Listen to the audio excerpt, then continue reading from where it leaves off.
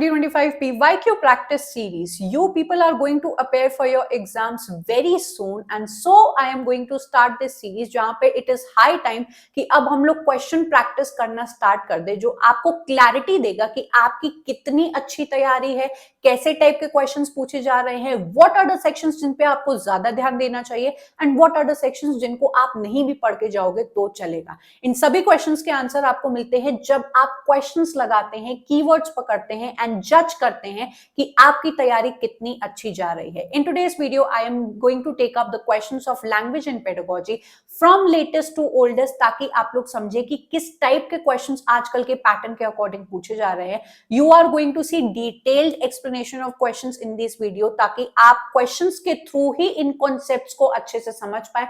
And अगर आपको इनको डिटेल में पढ़ने का दिल करे तो आप इन कोर्सेज के थ्रू उनको और भी डिटेल में जाके पढ़ सकते हैं एंड अपनी तैयारी अच्छी कर सकते हैं। सो आपको क्वेश्चंस प्रैक्टिस करना ऑलरेडी स्टार्ट कर देना है। If at all you want कि मुझे मिसलेनियस क्वेश्चंस या सेक्शन वाइज क्वेश्चंस लगाना अभी से स्टार्ट करना है, you can be a part of this PYQ test series and आप अपनी प्रिपरेशन को बेटर बना सकते हो। So let's start and look at the questions and see कि आपको उसमें से कितने क्वेश्चंस एंड कितने कॉन्सेप्ट्स आते हैं। So this question has been asked in March 2023, which says, which of the following methods is the oldest for teaching English language? Out of these four methods you have been asked कि इसमें से कौन सा सबसे oldest method है?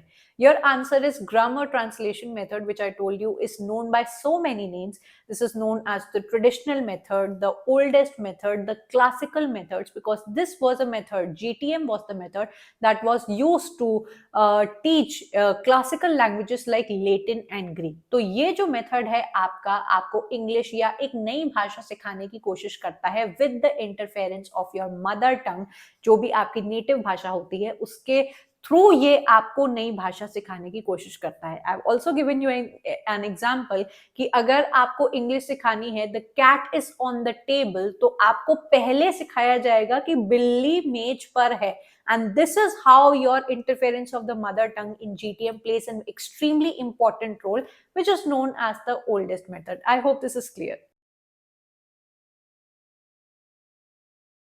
March 2023 में you have been asked this question which says, second language is, आपका answer है point number 3 which says any language other than the learner's native language or mother tongue. जब भी कोई बच्चा अपने चारों तरफ के environment से जो पहली भाषा सीखता है उसको हम लोग नेटिव लैंग्वेज कहते हैं या फिर उसकी मदर टंग कहते हैं। इस भाषा को सीखने के बाद जो दूसरे नंबर पर वो जिस भाषा को सीखता है उसको हम लोग कहते हैं सेकेंड लैंग्वेज। जैसा कि यहाँ पर लिखा हुआ है कि second language is the language other than the learners native language और mother tongue.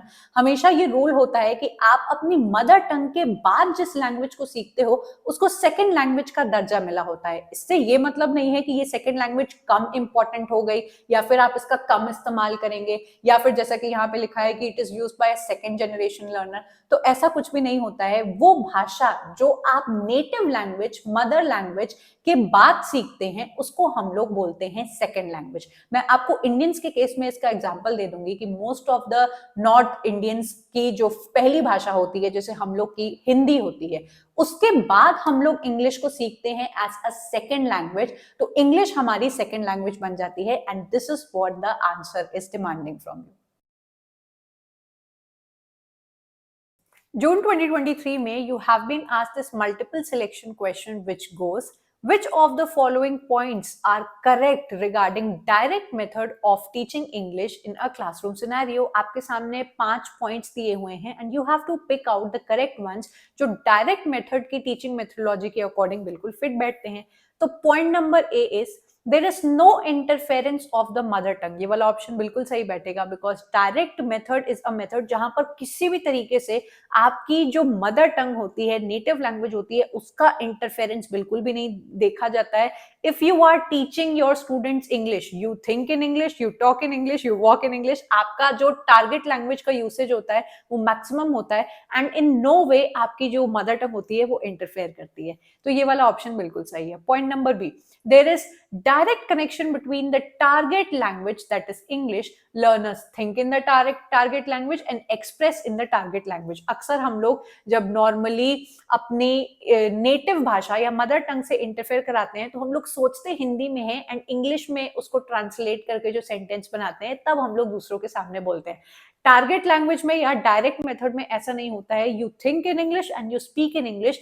Total exposure to your target language. Point number C, the teaching learning process is carried out in English. आपकी जो target भाषा है यहाँ पर English का इस्तेमाल किया गया है. आप अगर फ्रेंच सीख रहे हो तो you will think in English, you will be exposed to listening to French and जिस भी भाषा के बारे में बात हो रही है उसी से ही आपका एक्सपोजर होगा. तो ए, बी एंड सी आपके करेक्ट ऑप्शन बन जाएंगे. हम लोग बाकी को भी देखेंगे ताकि हम लोग बेटर समझे. This method is useful in over crowded classroom situation. तो ये बिल्कुल भी सही नहीं बैठेगा बिकॉज यूजुअली डायरेक्ट मेथड जो होता है ना वो टीचर और स्टूडेंट के बीच में सुनने का बहुत बड़ा रोल प्ले करता है कि when the teacher is continuously speaking in English, producing output in the target language, the student is listening and फिर वो उसको replicate करता है. तो ये overcrowded classrooms में तो नहीं possible हो सकता है. This method is based on the principle of doing by learning. बिल्कुल भी ऐसा नहीं है. ये वाला जो आपका direct method है वो association के basis पर काम करता है and not by doing by learning. तो A, B, C आपके correct options होंगे and this is, I hope आपको समझ में आ गया होगा. In March 2023, you have been asked this question which says, when a learner's second language learning system seems to freeze or get stuck at some more or less deviant stage, the phenomenon is known as. आपका answer है fossilization, जो कि language सीखने में एक ऐसा process होता है जहां पर आपकी जो ग्रोथ है वो एक पॉइंट पे जाके रुक जाती है, ब्लॉक हो जाती है. आप कितना भी कोशिश करते हो एंड कुछ तब भी जाके आप कुछ गलतियों को या कुछ एरर्स को ओवरकम नहीं कर पाते हो. I gave you this example कि आपने देखा होगा कि बहुत सारे लोगों को इंग्लिश अच्छे से बोलने आ भी जाती है तब भी वो लोग फॉल्स को फाल्स बुलाते हैं, वर्ड को वाट बुलाते हैं, स्कूल को स्कूल बोलते हैं, स्ट्रीट को स्ट्रीट बोलते हैं. तो ये कुछ फॉसिलाइजेशन या एरर्स होते हैं जो आप किसी सेकेंड लैंग्वेज को सीख रहे हैं, लेकिन कितना भी आप उसको अच्छा सीख जाएं कुछ आपके ब्लॉकेज या कुछ स्टक आपके एरर्स ऐसे हो जाते हैं जिसको आप ओवरकम नहीं कर पाते हो. And this is what we call fossilization. I hope आपने इसको अच्छे से समझ लिया होगा. March 2023 में you have been asked this question which says, in second language learning in the same classroom setting, some students progress rapidly through the initial stages of learning a new language while others struggle making very slow progress. तो ये तो एक बहुत ही common sensical question है, कोई भी इसको आसानी से बना लेगा कि आप जब एक सेकेंड लैंग्वेज लर्निंग सेटअप में होते हो, स्कूल में होते हो, जैसे हम इंडियंस के लिए स्पेसिफिकली हम लोगों को जब इंग्लिश हमारे स्कूल्स में सिखाई जाती है तो उस क्लास में कुछ कुछ बच्चे जल्दी इंग्लिश को पिकअप कर लेते हैं एंड इंग्लिश अच्छी बोलने लगते हैं, समझने लगते हैं, whereas in comparison to some other students जो बहुत ही स्लोली किसी सेकेंड लैंग्वेज को या इंग्लिश को सीखते हैं एंड उसमें उनको टाइम लगता है. तो ये कॉमन सेंसिकल टाइप का आपका स्टेटमेंट है और ये पूरी तरीके से ट्रू है कि हर बच्चे की जो स्पीड होती है सेकेंड लैंग्वेज को ग्रैब करने की, अक्वायर करने की, लर्न करने की, वो अलग अलग होती है.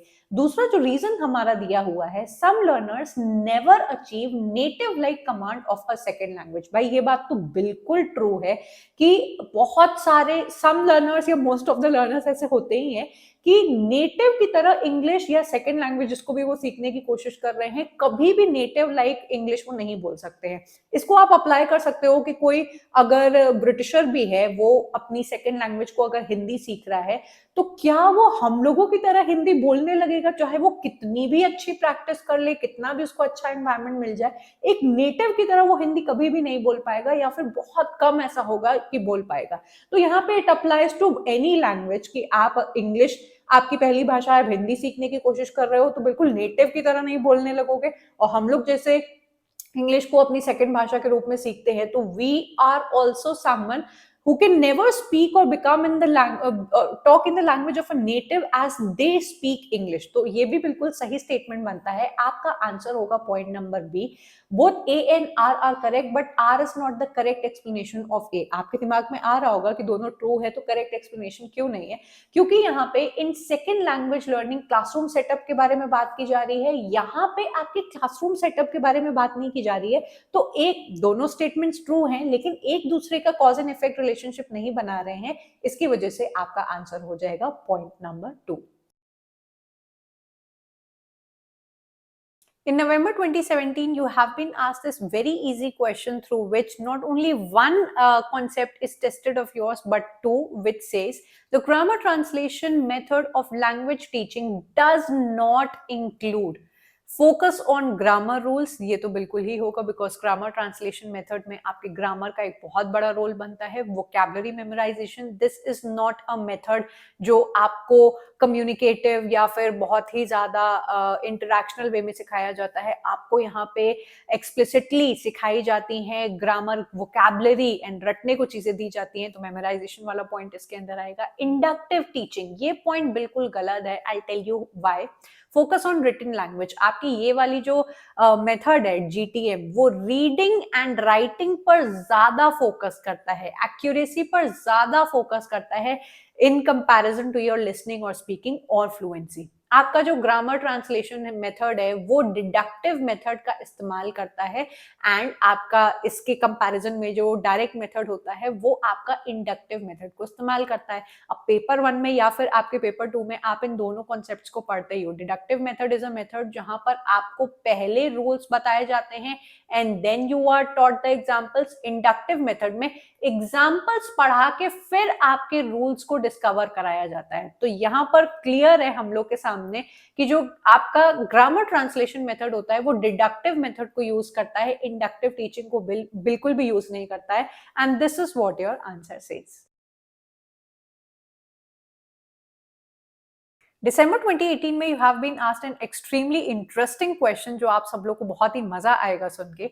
In traditional ELT methods and materials, ये जो traditional है इस वर्ड का ध्यान देना, the native speaker is elevated and idealized against the stereotyped non-native speaker. This tendency is dubbed dash by Adrian Holiday. तो सबसे पहले तो इसका आंसर है नेटिव स्पीकरिज्म. नेटिव स्पीकरिज्म एक टाइप की फैलेसी है, एक टाइप का आइडियोलॉजिकल बायस है जो किया जाता है between your native speakers of English and non native speakers of English. Native speakers of English कौन हुए? इंग्लिश भाषा ने जहां पर जन्म लिया है, जैसे कि आपके ब्रिटिशर्स हो गए, अमेरिकन हो गए, ये लोग जो इंग्लिश बोलते हैं वो नेटिव इंग्लिश बोलते हैं, क्योंकि इंग्लिश भाषा ने इन लोग ने वही जन्म लिया है एंड इंग्लिश भाषा वही की उपज है. ठीक है, तो ये नेटिव स्पीकर्स हुए. हम लोग एज इंडियंस क्या हो गए? Non native speakers. हम लोग की जो हिंदी भाषा है, तमिल भाषा हो गई, ये हम लोगों की नेटिव मदर टंग है, ये नेटिव भाषाएं हैं हम लोग की, तो ये हम लोग फ्लुएंटली बोलते हैं. हम लोग जब इंग्लिश बोलते हैं तो हम लोग को नॉन नेटिव स्पीकर कहा जाता है. एज पर योर नेटिव स्पीकरिज्म, ये बायस माना जाता है कि जो नेटिव स्पीकर होता है वो ज्यादा बेटर होता है as teachers in teaching English rather than non-native English speaking teachers. तो ये जो एक बायस है वो डब किया गया है बाय एड्रियन हॉलिडे, जिन्होंने इसके बारे में बताया कि ये एक बायस दुनिया में बहुत ज्यादा फेमस है कि एक नेटिव स्पीकर ज्यादा अच्छी इंग्लिश एक बच्चे को सिखा सकता है in comparison to non native speakers. Whereas अगर आप इसका उल्टा सोचने की कोशिश करो कि एक इंडियन टीचर जिसने इंग्लिश सीख ली है वो अगर एक इंडियन बच्चे को इंग्लिश सिखाने की कोशिश करेगा तो ज्यादा अच्छे से वो बच्चा समझ सकता है, क्योंकि वो रिलेट करेगा कि ये एक इंडियन होके इतनी अच्छी इंग्लिश बोल पा रहा है एंड उसी के ही प्रोनाउंसिएशन को फॉलो करके वो सीख जाएगा, रादर देन आपको एक अंग्रेज सिखाने आए English. I hope this makes sense to you. तो नेटिव स्पीकरिज्म एक बायस माना जाता है, एक फैलेसी मानी जाती है इंग्लिश लैंग्वेज टीचिंग मेथड के अंदर. जुलाई 2018 में you have been asked a very interesting question. अगर आपने अच्छी तरीके से कम्युनिकेटिव लैंग्वेज टीचिंग को समझा है तो ये क्वेश्चन आपसे तुरंत बन जाने वाला है। In communicative approach to ELT the development of language learning और टीचिंग इन्वॉल्व्स अ शिफ्ट। अब आपसे पूछा गया है कि शिफ्ट किस तरीके से जाता है in your communicative language teaching. जब भी हम लोग कम्युनिकेटिव लैंग्वेज टीचिंग के बारे में बात करते हैं तो नाम से ही समझ में आता है कि यहाँ पर कम्युनिकेशन का बहुत बड़ा रोल है। आप किसी से भी कम्युनिकेशन बिना समझ के या बिना अंडरस्टैंडिंग के नहीं कर सकते हो। हेंस आपके कम्युनिकेटिव लैंग्वेज टीचिंग के अंदर अंडरस्टैंडिंग एंड कॉम्प्रिहेंशन का या मीनिंग को समझने का एक बहुत बड़ा रोल होता है as compare to other methods like your audio lingual method, जहां पर rote learning, drills and repetition ज्यादा चलती है। सो आपके कम्युनिकेटिव लैंग्वेज टीचिंग में आप फॉर्म बेस्ड से लेके मीनिंग बेस्ड की तरफ जाते हो। मतलब ग्रामर इंपॉर्टेंट है आपके लिए, फॉर्म का मतलब हो गया ग्रामर एंड स्ट्रक्चर, उससे आप लोग मीनिंग की तरफ जाते हो। And it is very very important कि सिर्फ मीनिंग पर ही नहीं, सिर्फ ग्रामर पर ही नहीं, ग्रामर से आपकी मीनिंग पर बहुत ज्यादा ध्यान दिया जाता है। दैट मीन्स मीनिंग यहाँ पर बहुत ज्यादा बड़ा रोल प्ले करता है। Then from teacher centred to learner centred, आपका जो कम्युनिकेटिव लैंग्वेज टीचिंग है वो लर्नर की रियल लाइफ सिचुएशन कम्युनिकेशन के ऊपर बहुत ज्यादा ध्यान देता है। लेट्स बी क्लियर कि हर भाषा का जो सोल एम होता है वो ये होता है कि a person should be able to communicate well. जो भी वो अपने ऑडियंस को या फिर किसी भी सामने वाले से बात करना चाहता है वो कम्युनिकेट कर पाए in real life situations. Real life में हम लोग ग्रामर स्टेट करते हुए या वोकैबुलरी को लोगों के सामने नहीं बोलते हुए दिखाई देते हैं। We should be able to use the language how we want to use it and we have to communicate our what our mind speaks. तो यहाँ पर लर्नर की जो थिंकिंग है, लर्नर की रियल लाइफ सिचुएशंस एंड वो कैसे language को प्रोड्यूस कर पा रहा है अपनी डेली की बोलचाल की भाषा में, उस पर ज्यादा ध्यान दिया जाता है। टीचर का इतना कंट्रोल नहीं होता है, वो एज अ फैसिलिटेटर काम करती हैं and not as a controller. So first and third आपके करेक्ट ऑप्शन बन जाएंगे, जिसकी वजह से your answer 4 is correct.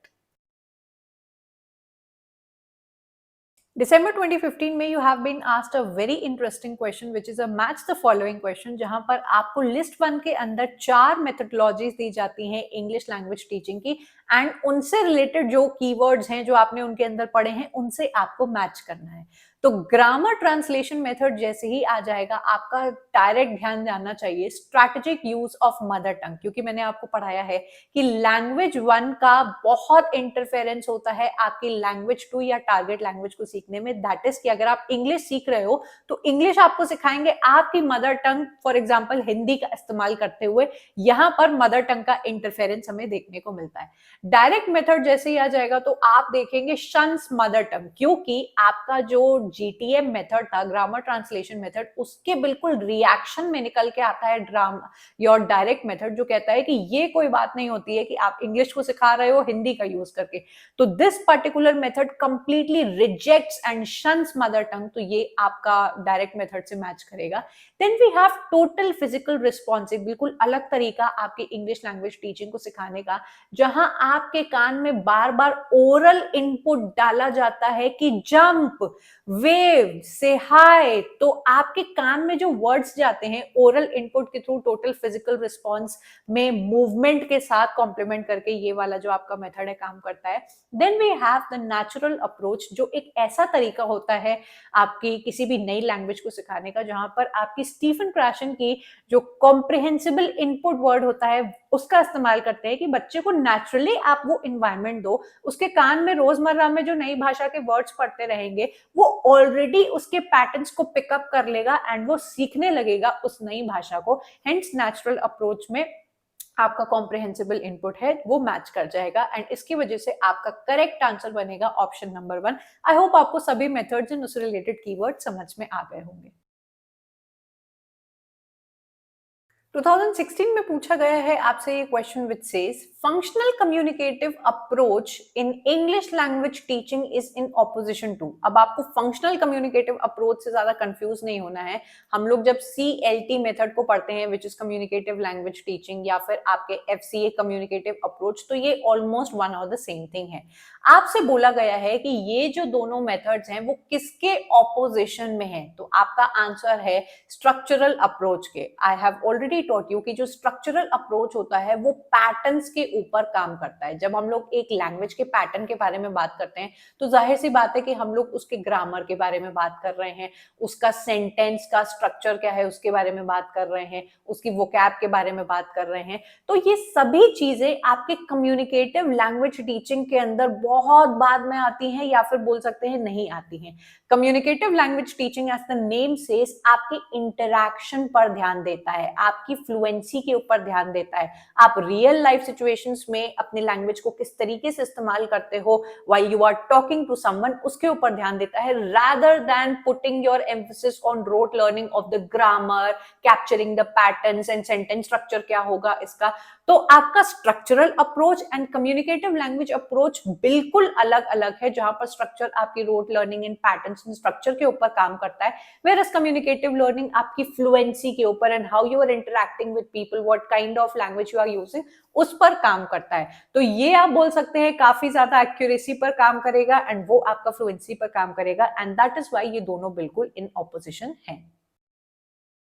So I hope आज के क्वेश्चंस को लगा कि you have got a clarity कि किस टाइप के क्वेश्चंस पूछे जा रहे हैं, कौन से टाइप का आपका ऐसा अप्रोच है जिससे ज्यादा क्वेश्चन पूछे जा रहे हैं, एंड कौन से ऐसे आपके क्वेश्चंस हैं जो आपने कभी देखे ही नहीं थे and you need to know them. अगर आप इन कॉन्सेप्ट्स को डिटेल में पढ़ना चाहते हैं तो आप लैंग्वेज एंड पेडागोजी के कोर्स के अंदर इनको जाके बहुत ही इजीली लेक्चर बाय लेक्चर पढ़ सकते हैं, जहां पर मैंने और भी बहुत सारे क्वेश्चंस को एक्सप्लेन करके रखा है। You can be a part of our PYQ test series where you can practice not only language and pedagogy के question but all the section wise questions that come into your syllabus to evaluate yourself कि आपकी तैयारी कितनी अच्छी है या नहीं। Do be a part of my Telegram and WhatsApp channel because यहाँ पर already daily basis पे एक दिन में 4 से 5 बार आपको polls and test series मिलती रहती हैं जो आपकी प्रिपरेशन को बेटर बनाती है। Do comment me down कि इसी तरीके की जो PYQ टेस्ट सीरीज है वो आपको नेक्स्ट कौन से सेक्शन पे चाहिए, so that we can practice and become better for our exams. I am going to meet you up next in yet another video. Up till then, bye and take care.